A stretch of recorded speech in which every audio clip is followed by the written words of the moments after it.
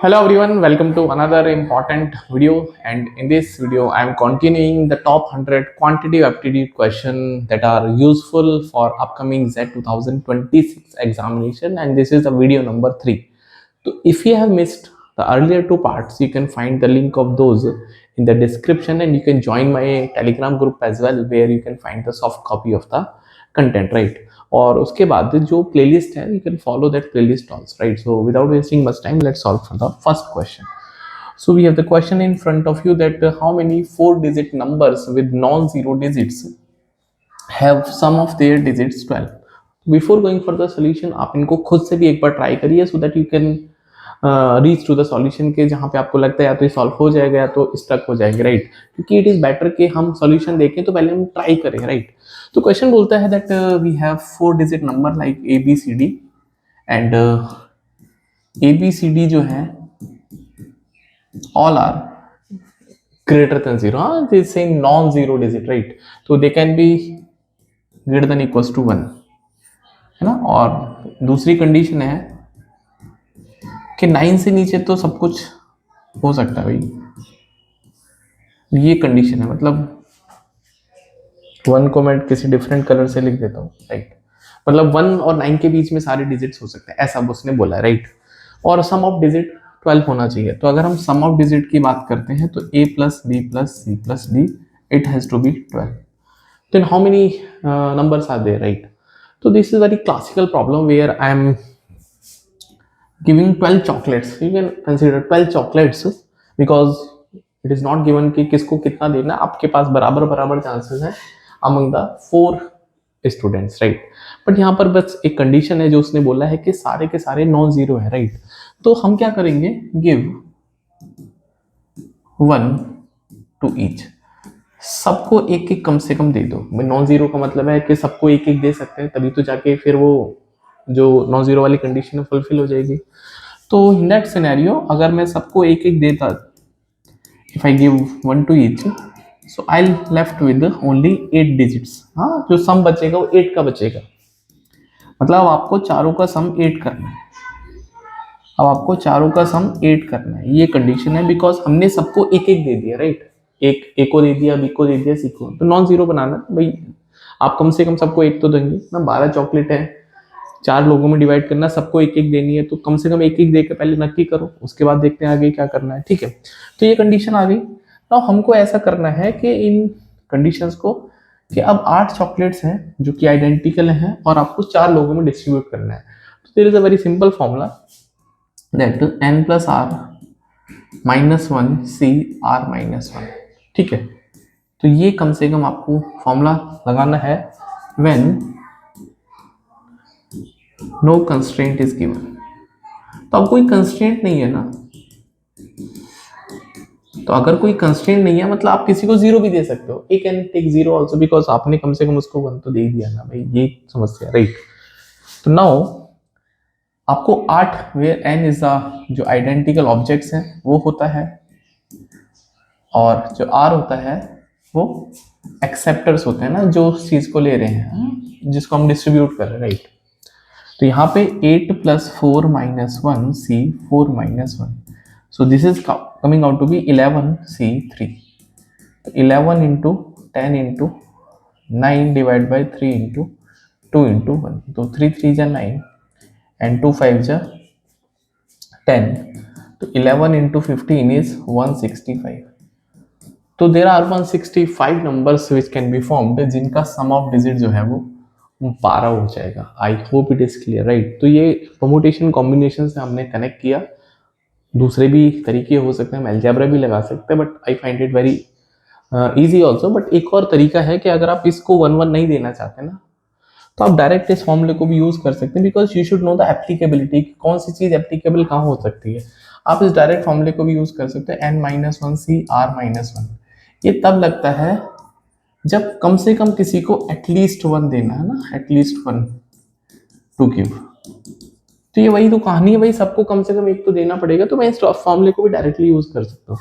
तो इसके हिसाब से नंबर ऑफ चॉकलेट्स आपके पास 12 हैं, तो 12 माइनस 1 सी, और 4 में से 1 गए 3, तो 11 C3 that is the same answer that is your get, right. तो आप इसको तब लगाएंगे जब आप एटलीस्ट वाली एक कंडीशन को फुलफिल करना चाहते हैं, इसको तब लगाएंगे जब आप किसी को जीरो भी दे सकते हैं। I hope it is clear, right. Moving ahead to the next question.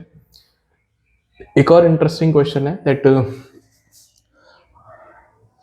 Out of 17 points on a plane 7 lie on a circle and no other group of 4 or more lie on the circle and no 3 are collinear.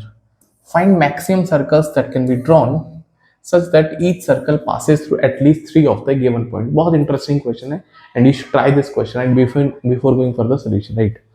तो ऐसा है कि 17 points हैं आपके पास, है ना। तो 17 points हैं जिनमें से 7 एक सर्कल पे ऑलरेडी लाई कर रहे हैं, they are lying on a circle, like P1 मान लेते हैं इसको, P2 मान लेते हैं, P3 मान लेते हैं, P4 मान लेते हैं, P5 मान लेते हैं, P6 मान लेते हैं, P7 मान लेते हैं, राइट। ऐसा है। तो तरीके बहुत सारे इसको सॉल्व करने के, but I always try to give you easy way, right. तो ऐसा है कि 7 पॉइंट्स आपने बना दिए सर्कल पे 17 पॉइंट से, तो बाकी तो 10 बचे, राइट। तो बैलेंस पॉइंट्स कितने बचेंगे? बैलेंस 10 पॉइंट्स बचेंगे। अब आपको सर्कल्स बनाने हैं, ठीक है। तो अगर मैं बैलेंस के हिसाब से चलूंगा ना, तो things will be very complex, because आप इन 10 में से इन पॉइंट्स को भी चूज करना चाहोगे, फिर देखोगे यार कौन सा पॉइंट इंक्लूड हुआ, तो थोड़ा सा क्लमजी हो सकता है। तो हम इसको थोड़ा सा और तरीके से, डिफरेंट तरीके से देखो सोचते हैं और आपको बताते हैं, ठीक है। तो ऐसा समझो कि आर 7 पॉइंट्स, ये जो 7 पॉइंट्स हैं नॉन कोलिनियर होते हैं। सॉरी, नॉन कोलिनियर मतलब do not lie on a circle.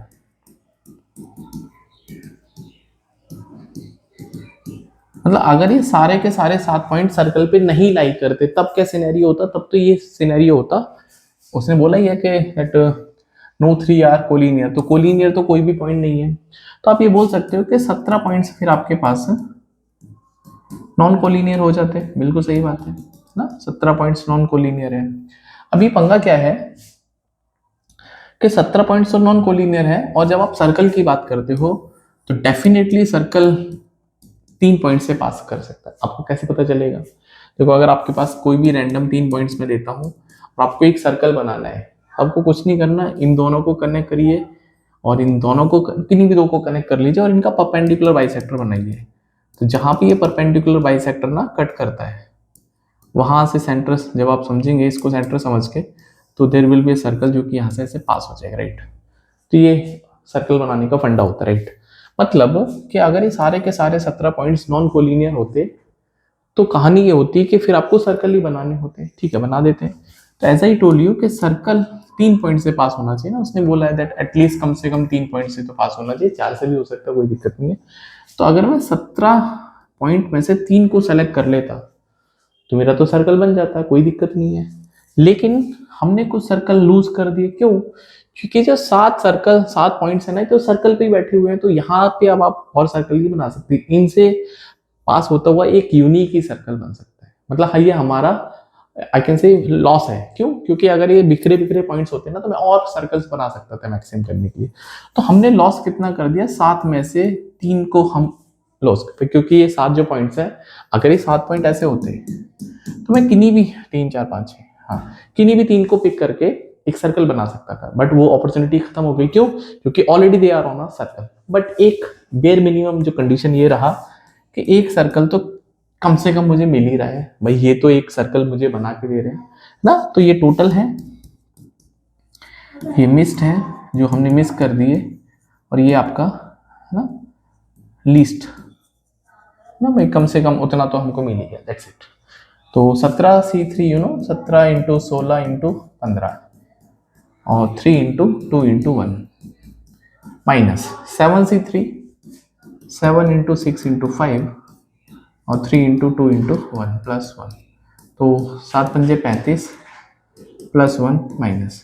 अब यहाँ से देखो, 3 पंजे 15 और 2 अट्ठे 16, 17 इंटू 8 पंजे 40, तो 680 माइनस 34, तो 646।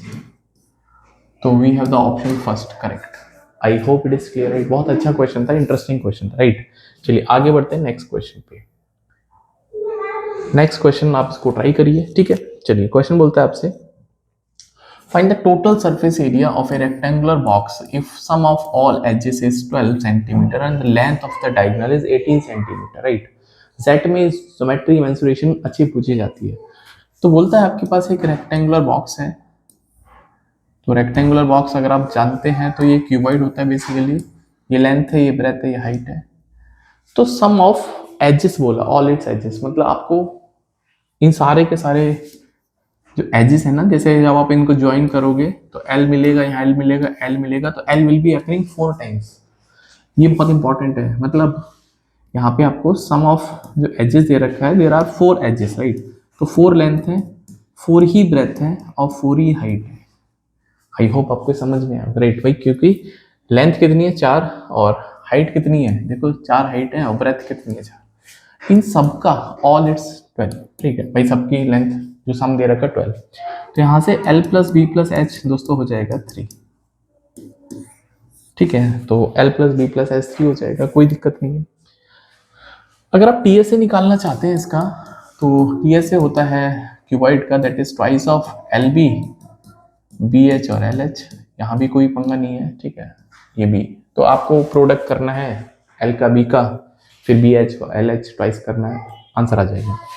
और लार्जेस्ट डायगोनल की लेंथ 18 है। लार्जेस्ट डायगोनल मतलब क्या होता है कि अगर मैं एक फारदेस्ट पॉइंट को दूसरे फारदेस्ट पॉइंट से ऐसे कनेक्ट करता हूँ, तो जो डायगोनल की लेंथ निकल के आती है ना, वो होती है दोस्तों L square B square plus H square, ठीक है। ये लार्जेस्ट डायगोनल होता है क्यूबॉइड के अंदर, ठीक है। और क्यूब के अंदर ये जो वैल्यू होती है वो a√3 होती है। क्यों? क्योंकि क्यूब में तो सारी साइड से इक्वल होती है, राइट। चलो, तो अगर मैं यहाँ पर स्क्वायर करूंगा तो D square will be L square plus B square plus H square. Now D का वैल्यू आपको 18 गिवन है, तो 18 square equals to L square B square plus H square. This is coming out to be 324, ठीक है। तो ये तो आपके पास 324 आ गया। अब एक फॉर्मूला होता है जो आपको पता होना चाहिए कि a प्लस बी प्लस सी का होल स्क्वायर। तो अगर मैं दोनों तरफ स्क्वायर करता हूँ तो this is coming out to be L का स्क्वायर प्लस बी का स्क्वायर प्लस एच का स्क्वायर प्लस का 2 एल बी बी एच और एल एच। ऐसा मुझे क्यों लगता है कि यहाँ पे हमने कुछ मिस कर दिया है। आई थिंक यहाँ पे ये 120 आएगा, बिकॉज यहाँ से तो वरना नेगेटिव आ जाएगा, ठीक है। तो यहाँ पे 120 आएगा, हाँ 30। आई थिंक यहाँ पे ये 120 आएगा।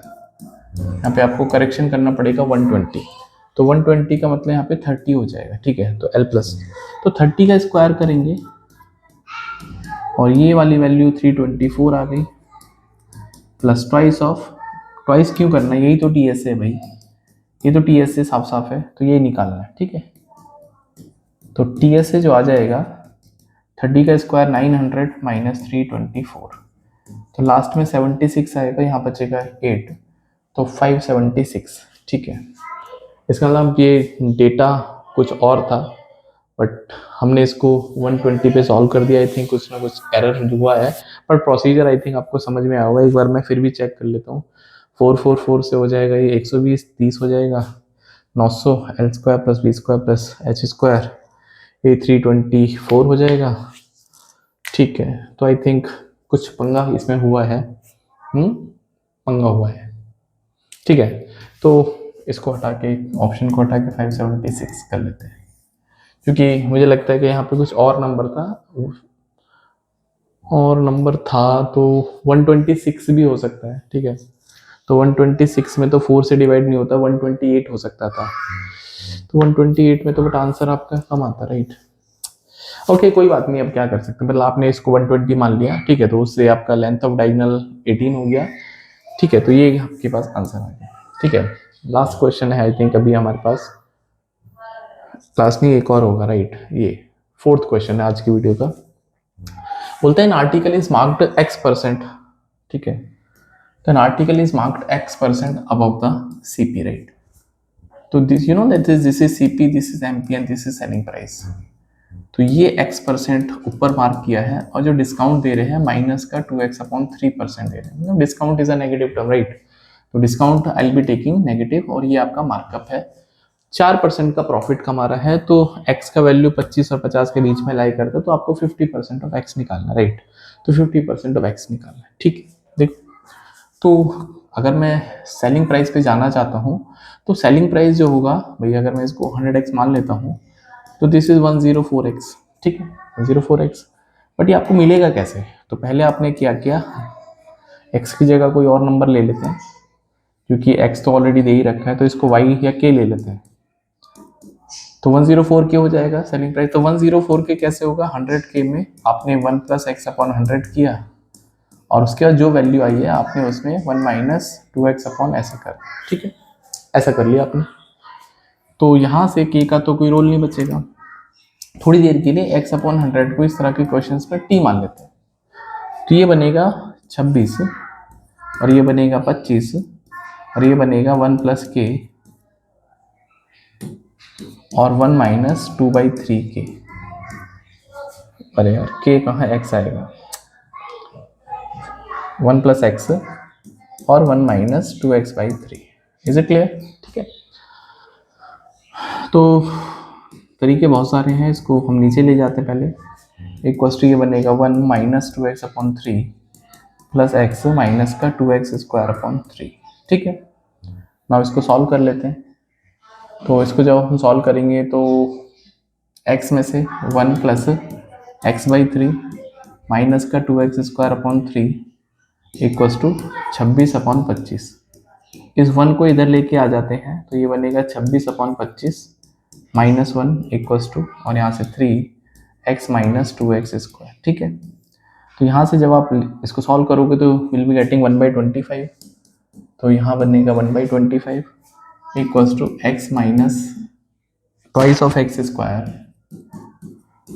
3, ठीक है, क्लियर है। तो यहाँ से 3 इक्वल्स टू माइनस का 50x² प्लस का 25x, तो सबको इधर लेके आ जाते हैं। 50x² माइनस का 25x प्लस का 3 इक्वल्स टू 0। अब ये क्वाड्रेटिक है, हाँ दिस क्वाड्रेटिक। तो अरे यार,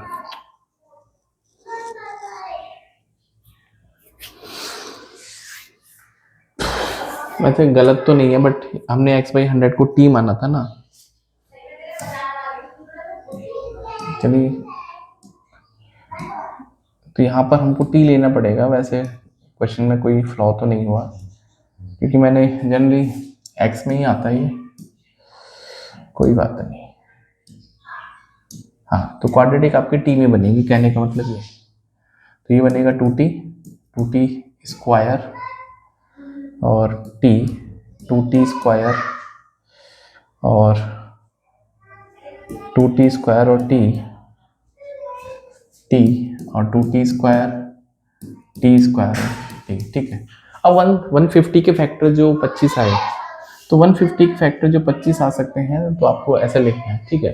तो 150 कैन बी रिटन एज 15 और 10 आ सकता है सीधा सीधा, भाई 25 बन जाएगा।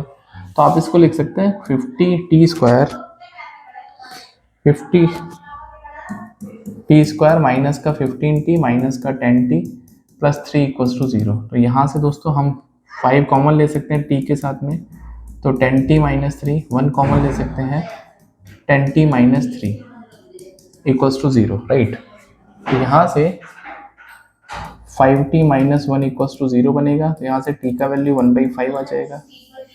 दूसरे पास t इक्वल्स टू यहाँ से आ जाएगा 3/10, ठीक है। तो आपके पास t की 2 वैल्यूज आ गई, बट अब आपको ये हेल्प करेगा कि x का वैल्यू 25 और 50 के बीच में लाई करना चाहिए। तो आई कैन से आपने x/100 को अज्यूम किया था t, means x/100 is coming out to be 1/5। x का वैल्यू 20 आ गया, और दूसरा जो वैल्यू आएगा x/100 इक्वल्स टू 3/10। तो यहाँ से दोस्तों x का वैल्यू 30 आ जाएगा। बोथ आर एक्सेप्टेबल, बट उसमें कंडीशन है कि 25 और 50 के बीच में लाई करे, तो फिर आपको इसको नेग्लेक्ट करना पड़ेगा। तो x का वैल्यू आ गया 30। Now we have to find the 50% of x, ठीक है। तो 50% बोले तो हाफ ऑफ 30, तो 15 इसका राइट आंसर है, तो यहाँ पर करेक्ट है। बहुत सारे बच्चे सोचेंगे कि सर इससे अच्छा तो मैं काम करता, मैं ऑप्शंस के थ्रू ट्राई कर लेता। Yes, you can do it, right, it is up to you. Question paper आपका है तो आप जो मर्जी करें, ठीक है। I am here to teach you the ways, you can how to reach the answer, right. और भी तरीके हैं बल्कि, राइट। तो एक लास्ट क्वेश्चन आपको दे रखा है, it is related to algebra. तो क्वेश्चन बोलता है आपसे दैट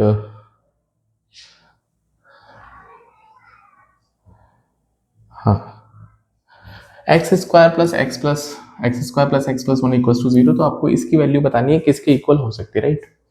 तो क्वेश्चन है X square plus one equal to zero. तो बहुत स्टैंडर्ड एक एक्सप्रेशन है कि कभी भी अगर मैं आपसे बोलता हूँ एक्स क्यूब प्लस वन का आपको एक्सपेंशन करना है, तो ये होता है x plus one, x square plus one. And साथ के साथ आप इसको भी याद रखिए, अगर ये एक्स क्यूब माइनस वन है, यहाँ पे माइनस आएगा, और अगर यहाँ पे माइनस है तो ये होगा x minus one, x square plus one. तो तीनों में प्लस है तो ये एक्स क्यूब माइनस वन बना सकते हैं जब आप इसको एक्स माइनस वन के साथ मल्टीप्लाई कर देंगे। तो हम एक काम करते हैं, इसमें हम मल्टीप्लाई कर लेते हैं both side x minus one से।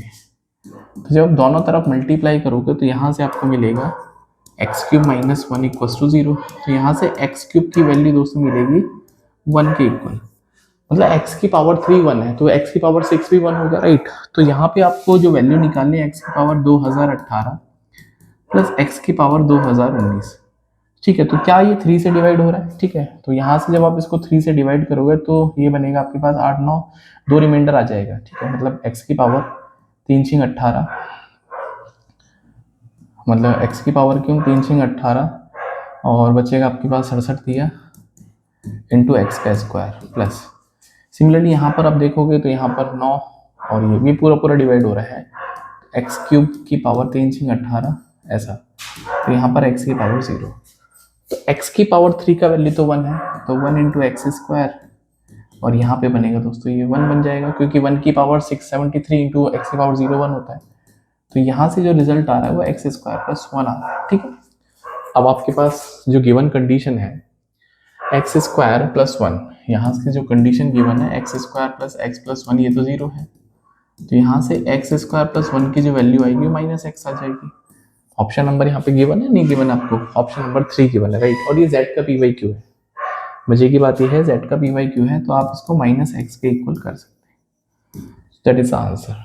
सो I hope you enjoyed the questions as well as their solution, and you have to follow the playlist, and बाकी जो क्वेश्चन है उनको हम वीडियो वाइज अपलोड करते रहेंगे। And thank you for watching, and you can share it among those who are targeting Z 2026 because अभी उससे थोड़े से होप्स बाकी हैं। And all the best.